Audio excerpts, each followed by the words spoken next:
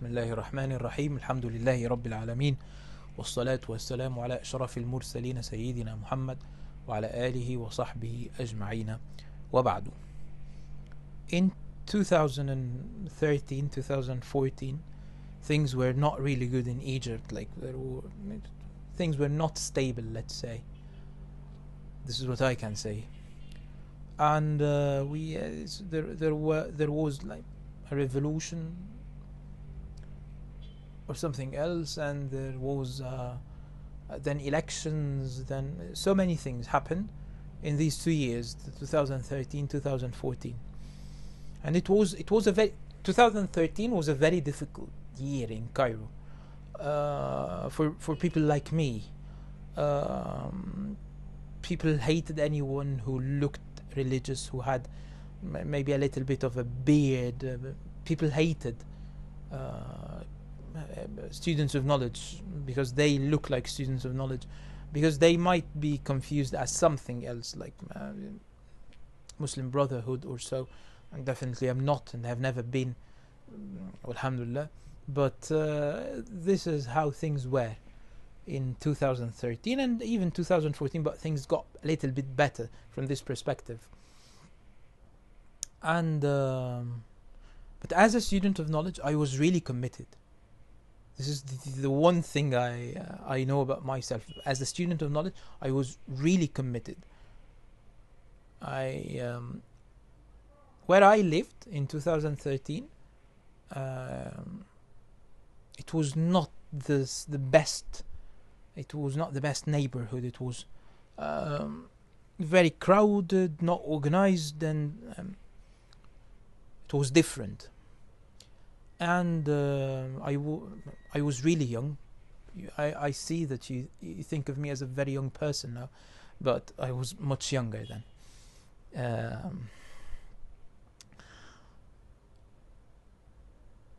And I was poor, really, really poor. Like, I had nothing. I was still at the university studying, I believe, maybe. So I used to walk, because I didn't really have money to take anything, to ride anything, any transportation. I used to walk from where I live to where one of my shuyukh prays and teaches in a masjid. And it is a very let's say the politest thing I can say is that it lacks organization, and it's full of dangers, let's say. And it's called Abu Qatada. Yes. So this is probably Abu Qatada al-Ansari radiyallahu anhu, the companion. This is the name of the place, but Egyptians do not say Qatada. Egyptians would say Atata. Egyptians tend to turn the q sound into the sound, like glottal stop or hamza. Yes. So instead of qatada, they would say atada, and instead of saying the da sound, they would say ta sound. So it becomes atata. So this is originally qatada. Yes.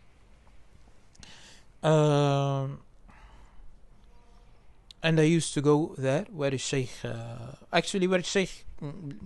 usually, where he lives and teaches, holding Sahih Bukhari. And if you see Sahih Bukhari, the one I have, it's very big, A3 paper and heavy. And if you carry it for maybe, this is like 3 kilometers or so, and you walk 3 kilometers with it, it's really difficult.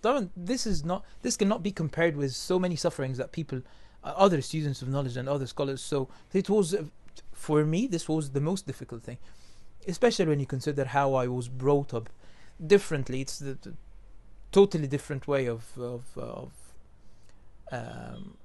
different style of lifestyle, different way of living, let's say, or so. And what I was used to, and it was very, very difficult for me to walk 3 kilometers every day holding the heavy book Sahih Bukhari to read with the Shaykh. I probably have in my version of Sahih Bukhari, as I said in one of my durus, from one Shaykh, just one Shaykh, 100 like signatures. So he signs after every dars and he writes his name and he writes the word, and this is what the protocol dictates. He writes the word balagha, and this is where we reached in reading. What's really interesting is that this is a Salafi Shaykh. I really love him, by the way. Very kind man, gave me a lot of his time. He was always I remember him saying this, something like, never harm me when it comes to Yusuf, and do not talk about him in a bad way because it harms me. It's like what the Prophet ﷺ said about his companions, لا تؤذوني في أصحابي, do not harm me by talking in an ill manner about them. So he used to say this to everyone in the masjid, students and other mashaykh. And and during these times, the Wahhabiyya prevented me from praying their masajid,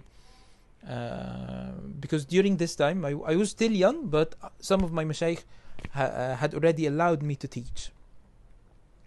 And I think I also, yeah, and by this time I had already received very important ijazat that allow me to teach, that allow me to read al-hadith or recite al-hadith to others. But I was still reading or another reading actually of Sahih al-Bukhari. Shaykh himself used to say, you do not need my asanid, you have better or higher ones or so. But I was always keen on reading al-hadith, reciting al-hadith. I was really committed even during these difficult times, and it was a time of al-fitna actually. Without Google 2013, 2014 in Egypt, especially in Cairo, and you will know more about it. I have more than 100 signatures from him, 100 majlis at least, of reading and reciting Sahih Bukhari to him. Yeah. When I look back at these things, I do not think I will. I do not think, this is just how I think. I do not think I will be ever able to repeat something like this. I do not, even physically, I do not think I have the stamina. But at the end of the day, this is not how you evaluate things. It comes from Allah subhanahu wa ta'ala, and it's you do not really have the power. You do not have the ability to do anything. I really love this Shaykh. I really respect him. Unfortunately, we do not talk now. I think for political reasons, and I do not mean political reasons like Egyptian politics. I mean other reasons, other than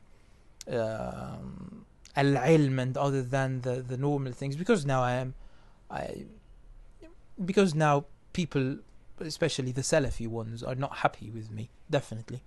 And I think this might, and I do not want to embarrass him or anything, but yeah, I do not want to mention his name either, because I do not want to cause him any troubles.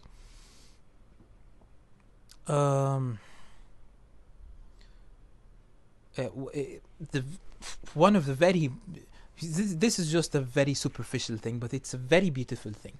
I was praying in the masjid, and in his masjid, and the imam, another person, the imam who was leading the prayer, saw how I stood up to pray sunnah, and my hands were below the navel, according to the relied upon position of the Hanbali madhab and other madhahib as well. Yes, below the navel.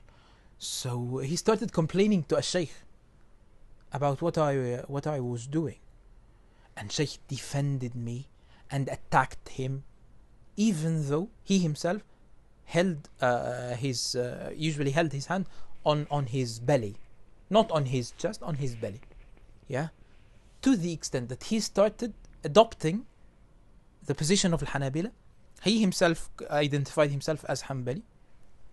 We can, let's not discuss this. But to the extent that he started, like,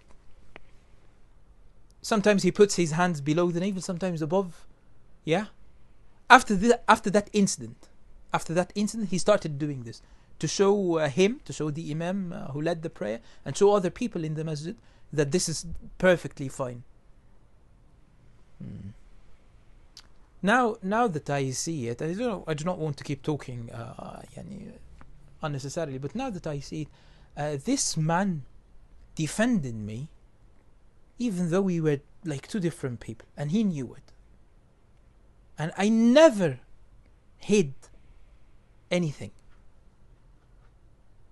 Sometimes I do not tell people, but I'm not hiding it. I never hide anything, but I do not go voluntarily and tell. Yeah. And he defended me. I do not, to be honest, when it comes to my students, I do not want them to defend me or anything. But sometimes they do not know about my preference. They do not know that I do not want to be defended, that I believe that Allah subhanahu wa ta'ala is the one who defends the believers. If I am a believer, then I will be defended by Him subhanahu wa ta'ala. If I'm not, then I deserve what happens to me. Yes. But he defended me, and he paid, sometimes he paid an expensive price for his attitude. Yes, because he allowed me to pray and read and everything with him and others in other masajid around the same area. They wouldn't even let me pray with al-jama'ah, or they would let me pray with al-jama'ah on one condition, that I leave immediately after the prayer. I do not even sit to say al-azkar. This happened to me in 2013 and 14.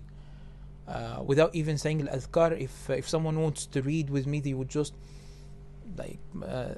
discredit me, and they talk about me in a very bad way. They would even say things that that never happened, but they would just accuse me of things that never happened, and they allow themselves to do this just because they do not want people to sit with me. And I have so many stories.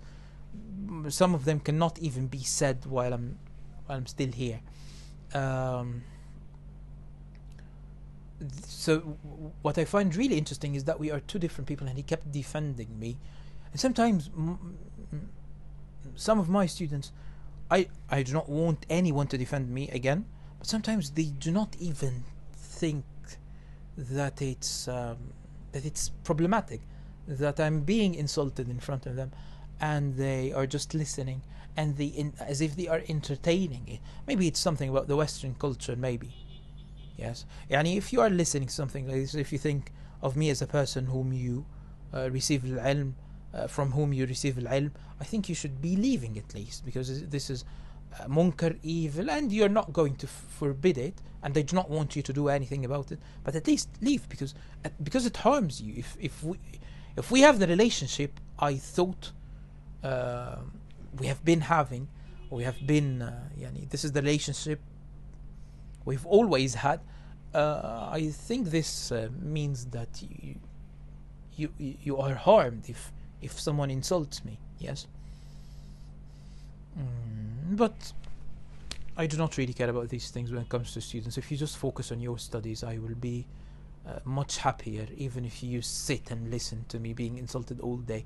And the other student who does not study, but he defends me, or he gets angry for me or so, I will love him, but not as a student, as a person. And what really counts is you as a student, not just as a human being. We are trying to rise, we are trying to elevate. Humanity is important, but scholarship is much more important. It does not really contradict. It's one of the manifestations, yes. But this is what we care for. This is what we do. This is what we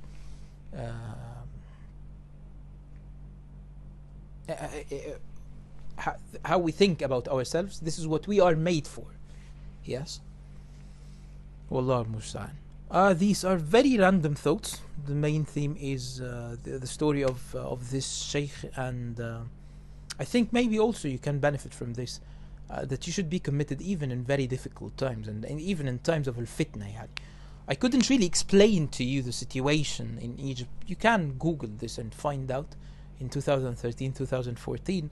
And yeah, I think this is enough. والله تعالى أعلى وأعلم. وصلي اللهم على سيدنا محمد وعلى آله وصحبه وسلم والحمد لله رب العالمين.